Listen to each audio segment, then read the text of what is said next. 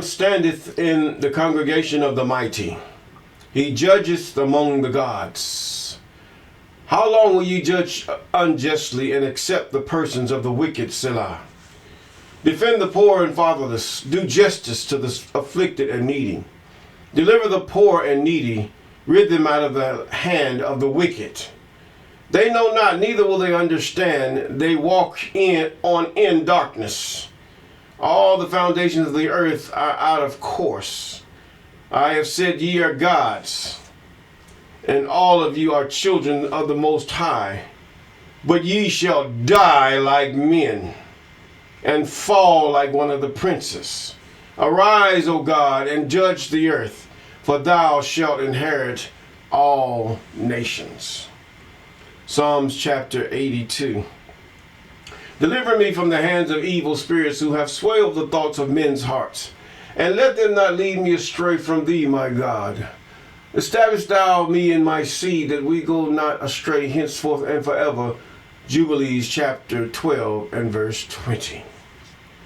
Yes, we give God the praise, we give God the glory, hallelujah, glory to the Most High, who is able to deliver us from our enemies because of our sin. Think about it. Delivering them from their sin, something was left out. But here he says, ye are gods. But then did you read the rest of it when he said, ye are gods in this Psalm 82? I want you to ponder on this Psalms here. All of you, children of the Most High. Okay, you all this. But God says you shall die like men and fall like one of the princes. In other words, that's a small g if you got your Bibles open. Sometimes we hear quotes and things of the Most High and we don't understand, or we take it and run with it. Like children who have parents that give them little bits and pieces of life and they run with it and never knowing what the other part is. He said, I said you were gods. Oh, we're gods, we're gods. You see a lot of people saying that, but he goes on and says, you shall die like men and fall like one of the princes. In other words, he said that, but the fact is that you're human, death, doomed, mortal. Yes, these things you are, and everyone that hears my voice, except for the angels, except for the Most High, or should I say, the spirits of the Most High. Whether they come from him, they're evil or good, they're still spirits. Yes. But the fact is that God shall judge the earth one day. Not the earth itself, but everyone on the earth. He shall judge it. He will judge it. But we take it as a joke. Many take it as a joke. Not all of us, but most of us do. It's a joke. It's a, should I say, tradition we have with our paganistic religions and our derived religions and stuff like that. We have to realize that a lot of the religions that derive from that, what they call, I call it, it comes from Noah. It comes from all the way out before the flood. It's not the Abrahamic religion. The religion was, if you call it religion, then you have to go way before Abraham. Or you can say Enoch religion. You can go back all even further than that. Say the religion of Adam, who loved the creature more than the creator, to put it in that context. Take it to where even Cain took of his sister, but there was no law at that time. There was no law against a man wedding his sister. And a lot of them that were before the flood came from Cain. But nevertheless, as time went on, Adam and Eve had more sons and children. And eventually Seth was born, and he chose among them to have wives. And what came from over at that time were not of Cain. Cain and his whole seed was wiped out. But nevertheless, we thank God for those of you who have been with us since the beginning, and those of you that have been with us here and there's about, and those of you that have just subscribed and are about to subscribe. We calling those things that are not as though they are, and we give God the glory even for you that just view. Yes, we give God the glory for you too. Yes, because we know this one platform, many has a hard time in hitting the like button. If I hit the like button, maybe they might think I like it when I'm just trying to criticize it. Doesn't matter. If you have a critical thing or whatever, this is a free country. You voice your opinion respectfully. Yes, do what you have to do. Well, you feel you have to do it. What you have to say, it's okay. It's okay. Calm down. It's going to be all right. Yes. Now, we're in the book of 2 Kings. 2 Kings chapter 4. Yes, 4. Chapter 4. Now, or should I say chapter 5? I'm sorry, chapter 5. We're in chapter 5. I was reading it last night. Yeah. Okay. Now, here we go to the point where we hear a lot of Christian sermons concerning these first 5 chapters of Kings. Hear a lot of Christian stuff. They interject whatever paganism they got to interject about Jesus and other things. But here we go. Now, Namaan, captain of the host of the king of Syria. Why was God so interested in Syria? Was a man great with his master, and honorable, because by him the I Am had given deliverance unto Syria, and he was also a mighty man in valor, but he was a leper. Okay. And the Syrians had gone out by companies and had brought away captives out of the land of Israel, a little maid, and she waited on Naaman's wife. Now, the kingdom of Israel was in gross transgression against the Most High, in that they disrespected the Most High. After all God had done, they chose a king, and this king chose to lead the people into disrespect by leading the people into idolatry. Gross idolatry. This is for control. You have to realize most religions are for control. Controlled by who? Men and devils. Control. The more people you have following you, the more control you have in these religions. But God never intended or never had controlled the people. But he cautioned the people and giving people really what is inherent in you anyway: laws, statutes, and ordinances. It's already in you. You know to do good and know if you're doing evil. Some would deny and lying to themselves, and you too, but they know better. Even a baby, once he understands one thing, you don't have to teach a baby but one time. Eventually, if he touch a fire, he gonna know not to touch that fire no more. But the laws, statutes, and ordinances of the Most High. But yet we say go by what feels good. Number one, to God. He led them into idolatry. Period. That's what the first few commandments were about. Idolatry. Bowing unto idols and putting up gods that we have made or concocted in our minds. Then the second is the same. Disrespecting each other. Disrespect can come in the form of jealousy, envy, malice, and desiring that which is not yours but is your neighbor's. You're going to desire a lot of things, but you have to say, hey, that's not mine. And leave it alone. A man's wife, although she acts out of her way, regardless of how beautiful or whatever you thinking, it's not yours. Even if she even offers or whatever, Man, don't you know that's not yours? You're being set up for hell. Now, there's a hell, a torment. That's what it means. In the book of Enoch, it's one of the places that Enoch saw where the wicked dead go, even evil spirits, until the day of judgment.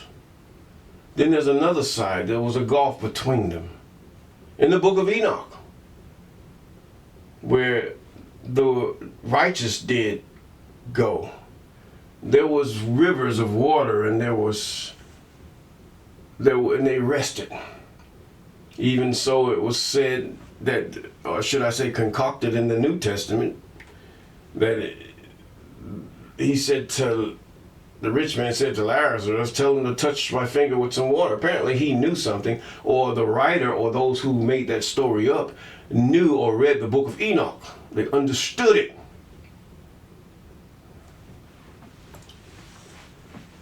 But we don't get it. We don't get it. Because we are made lazy in the brain to read those things of the Most High, that the Most High put out for us to learn, that we might know and understand Him. Verse 2, and the Syrians had gone out by companies and had brought away captives out of the land of Israel, a little maid, and she waited on Naaman's wife. And she said unto her mistress, would God, my king, or would God were with the prophet in Samaria. Lord means owner. Yes, God is the owner of everything. That's true. But the way they word it, what Lord? You talking about a Lord? She's talking about her king, which is Naaman, was with the prophet in Samaria, for he would recover from his leprosy. And one went in and told his king, saying, thus and thus says the maid that is one of the land of Israel. In other words, they were taken captive out of the land of Israel and executing the judgment that God had on Israel. See, God turns nation against nation. When you begin to sit up there and you try to figure out why is what and accuse who, it's best to go back to God and think about what are you doing, number one. What have your ancestors or your parents doing, number two, and your ancestors, three, have done. How can we get out of this? Why are we in this situation? But this was judgment put on God upon the children of Israel, the king of Syria. But now it comes to a certain thing. And I have therewith sent Naaman my servant to thee, that thou mayest recover from his leprosy. See, you have some nations say they're blessed of God and all these things, but all of them were allowed to rise for a reason. So that in the end, when God pleads with Israel, he might have reason to say, throughout all this time I pleaded with you, but you still became 304s. I pleaded with you.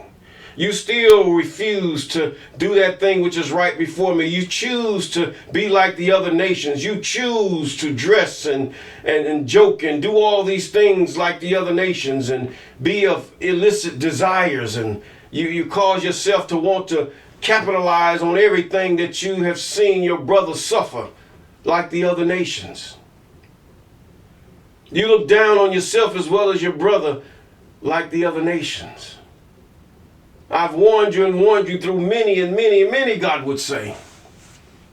But yet you refuse to believe me. You wanted a man for your king, and yet you chose and some kind of way you concocted an eternal king for yourself, that you might have a tangible thing instead of trusting who I am. But the fact is, we still want to go our way. We still want to say our thing. We still messed up in the head as the children of Jacob. Still, just going crazy, following other nations, Christianity, Islam, Buddhism, all these other religions, and call ourselves trying to find ourselves running from God.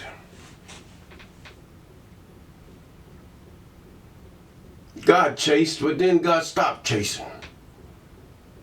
Then he starts sending someone else to chase after you. Think about it. But nevertheless, and he brought the letter to the king of Israel, saying, now then this letter is come to thee. Behold, I have therewith sent Naaman my servant to thee.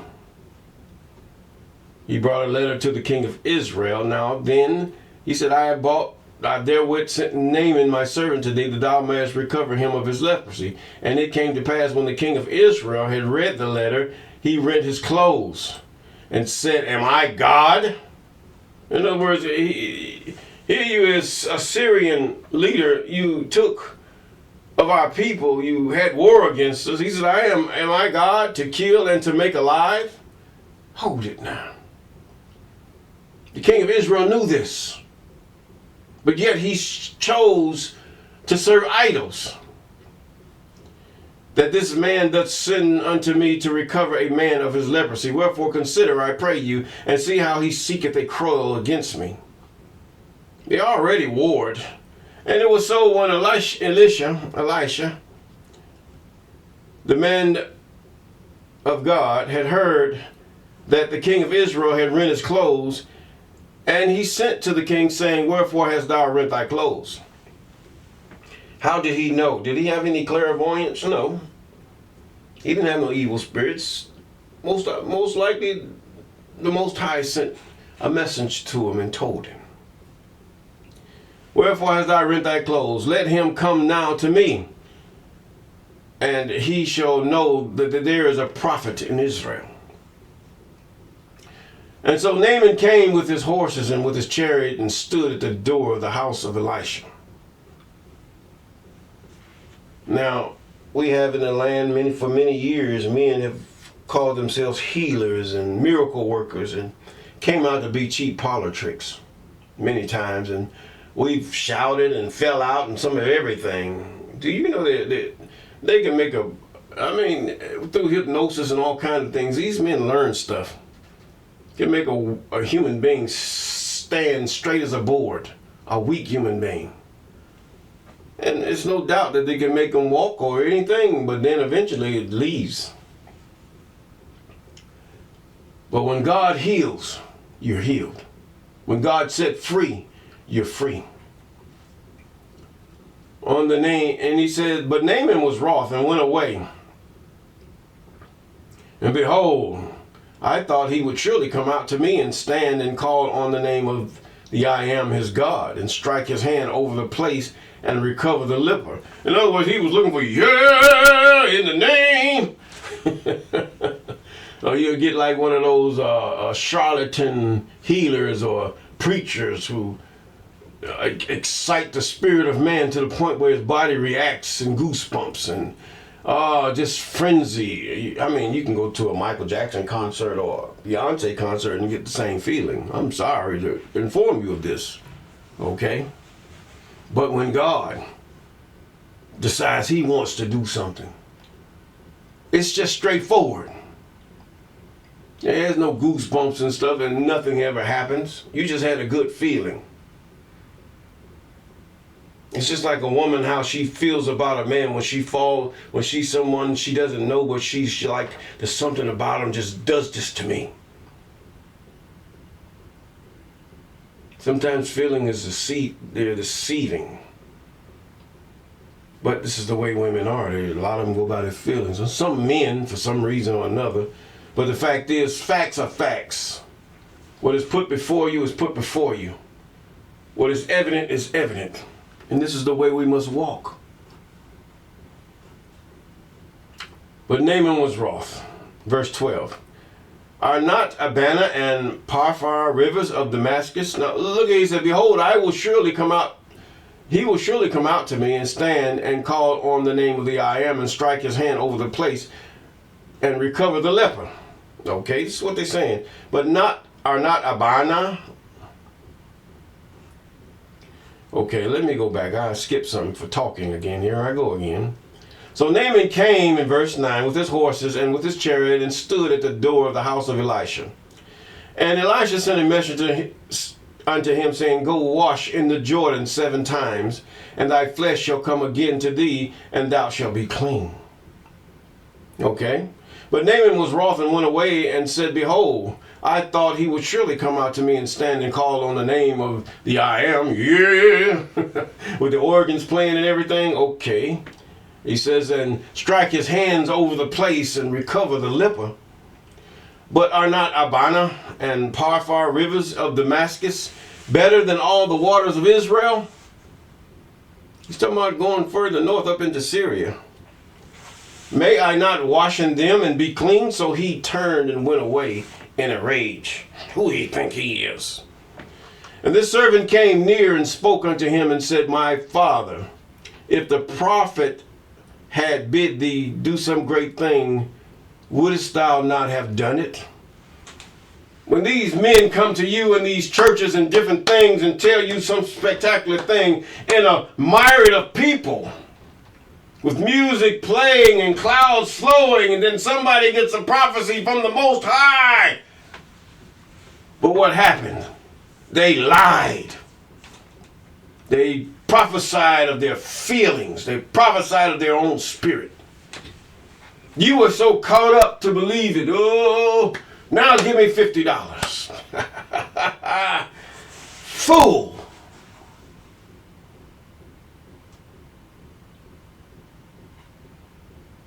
Best for you to pray and ask God, what shall you do with that $50? Shall you give it to the poor, or shall you give it to a good cause? Or better than making one man rich, because if he gets 1,000 people to give him $50, whatever, he's a millionaire just about.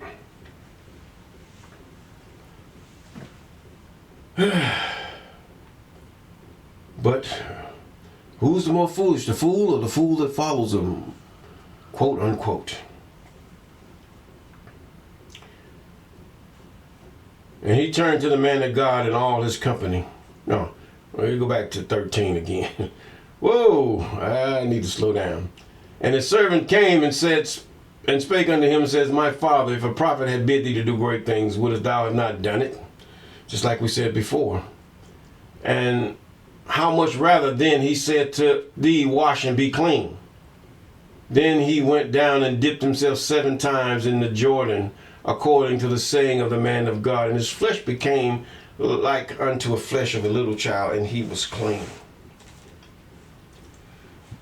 This is why God shall take a small stone out of a huge mountain, a mighty people, or just a few, and he shall come back with 10,000s of his anointed to judge the earth. We ain't talking about Isis. They added that in there. They took from that and joined it to the book of Revelation. The seals were sealed, and they always coming open right now. They were sealed in the book of Enoch. If you would bother to read it rather than depend on your pastor or your teachers of your particular belief system that is derived from the Old Testament and the book of Enoch and all these things, and read the original, read the text. They may not be original, but they're pretty close to the original text. To read them. And if you don't understand the English language or words, if you speak English, you need to get yourself a thesaurus. You need to get a dictionary. Or a biblical concordance some kind of way. To understand. Instead of coming up with your own dictionary. That is the wrong thing to do. Now, and his skin was so clean, he didn't have no pimples, no bumps, no nothing. In verse 15, and he returned to the man of God, and he and all his company came and stood before him, and he said, Behold, now that there is no God in all the earth but in Israel, now therefore I pray thee take the blessing of thy servant. So what if a man healed you, or a man God used to heal you? Was it of his self that he healed you? Should he charge for the healing that he receives just as a doctor charged for his treatment of your diseases? Shall he do that? No. Freely receive, freely give. Freely give, freely as you receive. And this is what they did. True. Yes, they borrowed from that. And this is what happened. So what happened? Man of God said, how can I take for what God has given freely? What can I do? You have to remember I say these things because I am well versed in the New Testament also. Okay? I understand, although I see the flaws in it, there's still some true things in it, although mixed with lies. But they're all here in, if we would just understand and know God, they're all here in the first books of the Bible, which we call the Old Testament. And he returned to the man of God and all his company and came, stood before him. He says now in verse 15, I'm going to go to the last sentence. I pray thee, take a blessing of thy servant. Verse 16, and he said, as the I am liveth, before whom I stand, I will receive none. And he urged him to take it, but he refused. But yet your so-called prophets of your different denominational preferences, give me a $20 line, $50 line, $100 lines. Oh, God's going to bless you this way, this way, this way. The blessings of God should not cost you anything. God only asks one thing: that you honor your ancestors' agreement, or should I say the covenant that he had with them. And all that the I am said, that will we do. This is what God requires of you. He don't want your monies. He's not, let's make a deal or the price is right. He's not that. If he chooses to make you rich, it's because you're being tested. If he chooses to make you poor, you're still being tested.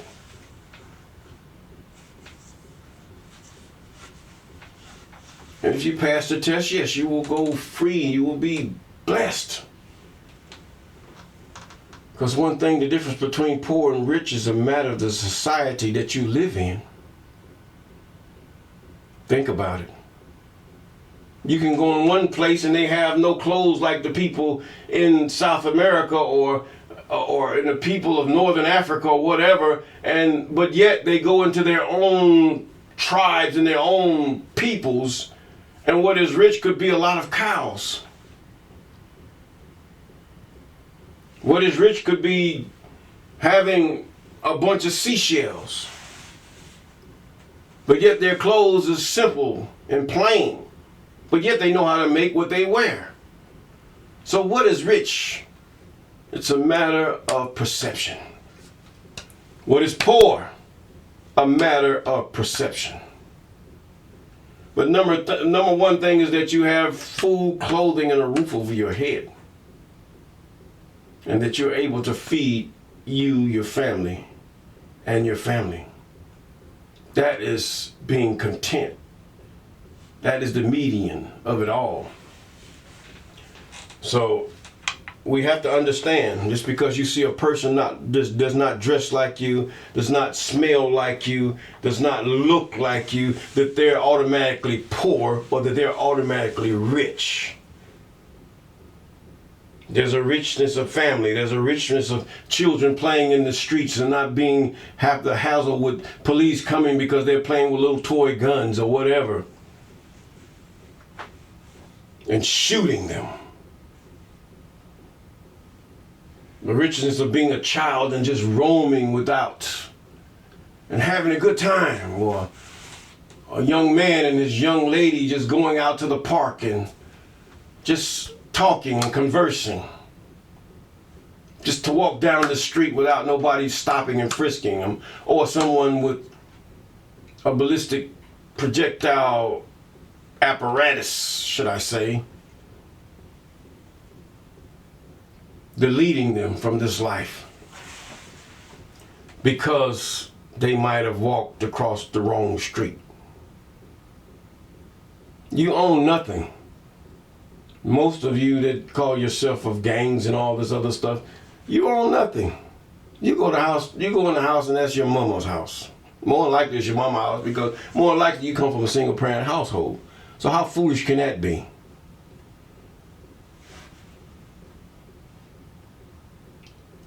And verse 16. But he says, the Lord, as the I am liveth, before whom I stand, I will receive none. And he urged him to take it, but he refused.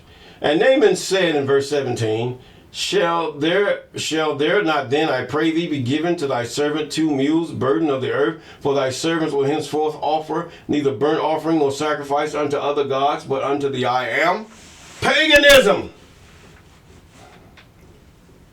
Learn.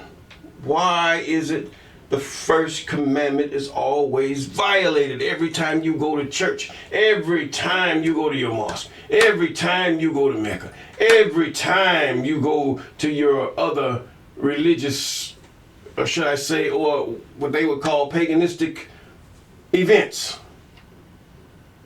The first commandment. We disrespect God. He doesn't sacrifice to no other God but God. That's it. And he said, in verse 17, he said, can you take 2 mules? For thy servant will henceforth offer neither burnt offering nor sacrifice unto other gods, but unto the I am. Now in this thing the I am pardon thy servant, that when thy master goeth into the house of Rimmon to worship there, and there he leaneth on my hand, and I bow myself in the house of Rimmon, and when I bow myself in the house of Rimmon, the I am pardon thy servant in this thing. And he said unto him, Go in peace, and he departed from him a little way.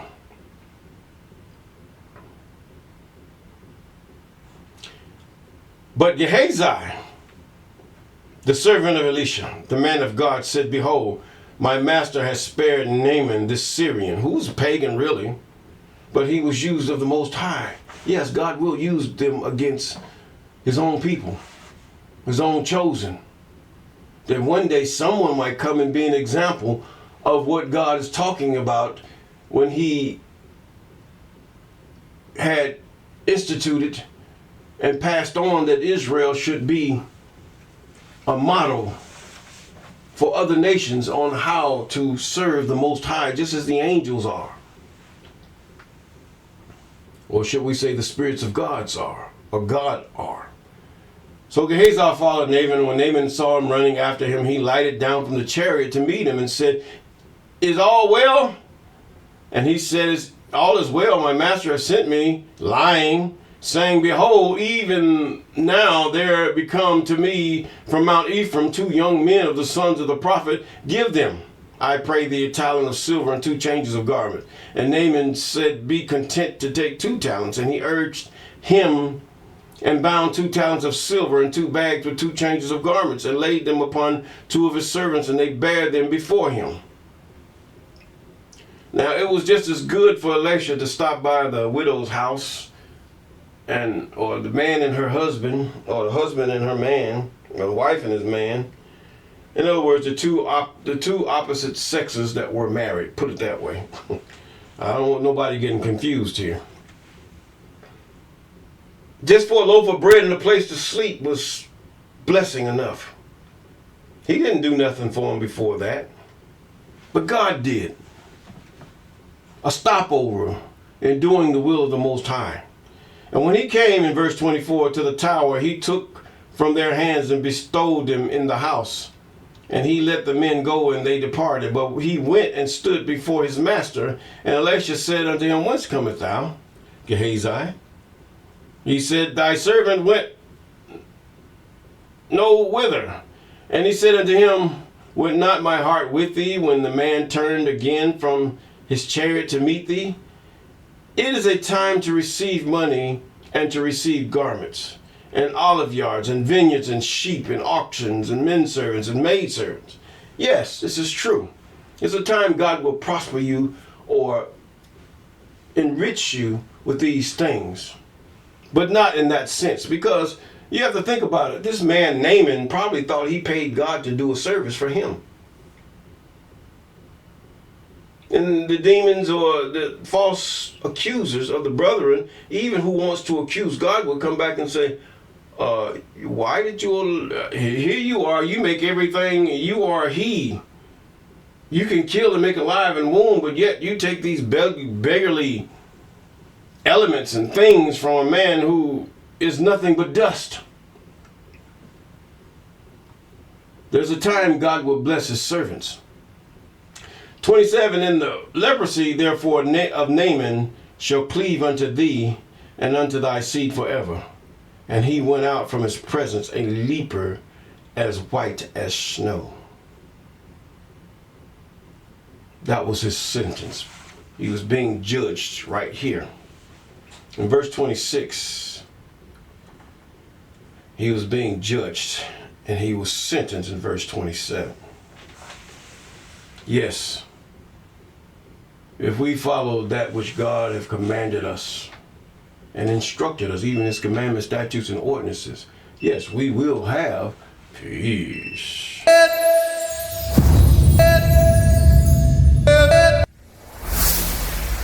Walk with me.